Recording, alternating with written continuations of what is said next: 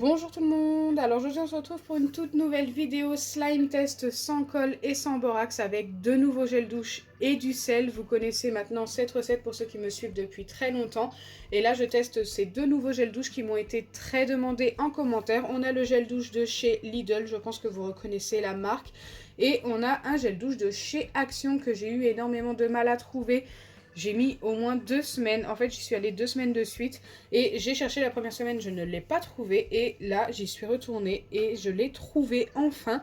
Donc voilà, j'espère que ça vous fait plaisir pour ceux qui m'ont demandé de le tester et écoutez, il sent très très bon donc je suis super fan.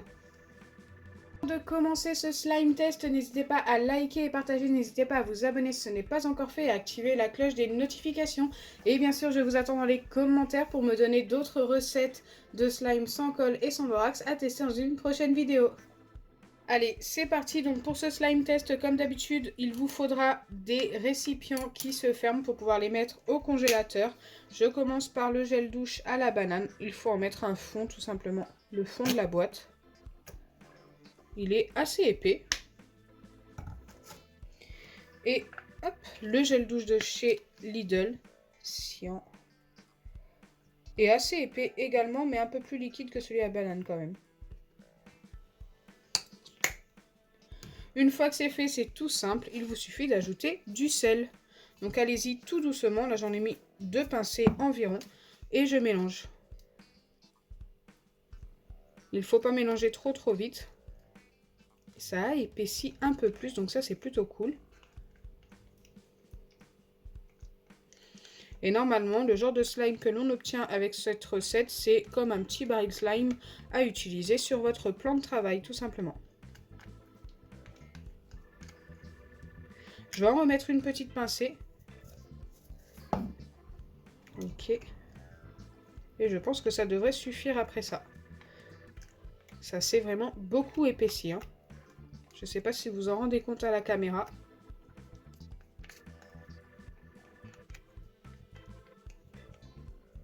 Est-ce que ça colle? Alors quand je pose le doigt dessus comme ça ne reste pas sur les doigts, donc c'est plutôt bon signe.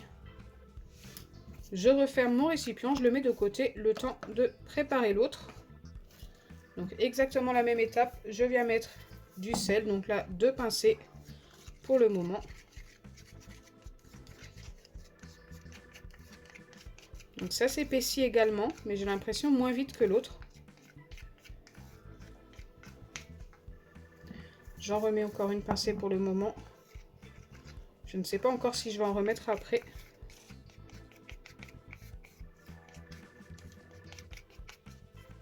Ouais, c'est encore un petit peu liquide. Je vais en remettre encore une petite pincée.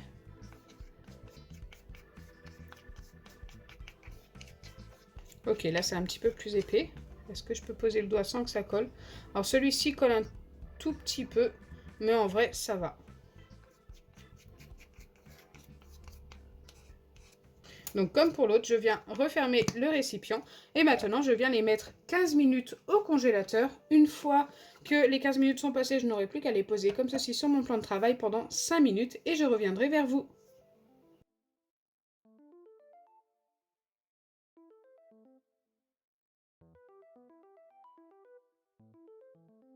Revoilà après le temps de pause de 15 minutes au congélateur et 5 minutes comme ceci. Donc nous allons pouvoir vérifier et voir si ça a fonctionné. Donc ici c'est le gel douche de chez Action à la banane. Et ici, hop, celui de chez Lidl. Je vais mettre celui-ci ici de côté. On va vérifier en premier celui-ci. C'est parti. Je vais directement le mettre sur le plan de travail et voir si je peux l'utiliser sans que ça ne casse ou ne me colle au doigt. Donc déjà en appuyant dessus, ah, ça laisse un petit résidu humide, mais ça ne casse pas. Donc ça a quand même bien fonctionné. On a un petit baril de slime plutôt sympa.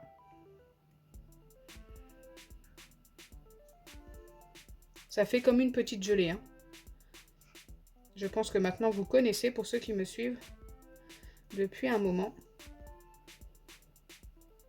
Vous voyez que je peux quand même pas mal le toucher sans que ça ne casse. c'est plutôt sympa. Donc pour le premier gel douche, c'est validé. Et j'aime beaucoup. En plus, il sent les bonbons Haribo à la banane. Donc c'est plutôt agréable. Et on va passer à la vérification de celui de chez Lidl.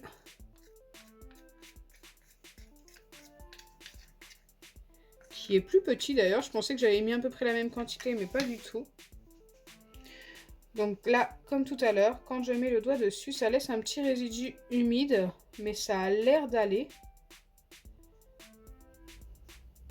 Ah, celui-ci est quand même un petit peu plus collant, mais il a quand même fonctionné. L'effet baril slime est bien là.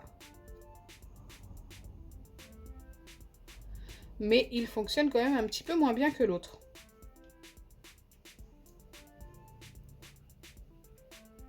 Regardez, il casse un peu, hein. Je fais exprès de l'utiliser assez rapidement pour voir s'il est cassant.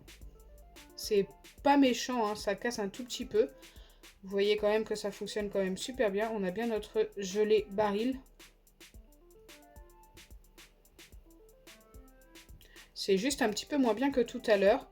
Donc si je dois leur donner une note, pour celui-ci, je vais lui donner un 6 sur 10 et pour l'autre, plus un 7 sur 10. Mais franchement, le résultat est plutôt sympa, hein, pour les deux. Hein. N'hésitez vraiment pas à essayer, c'est super simple à faire. Si vous suivez toutes mes recommandations, vous allez y arriver.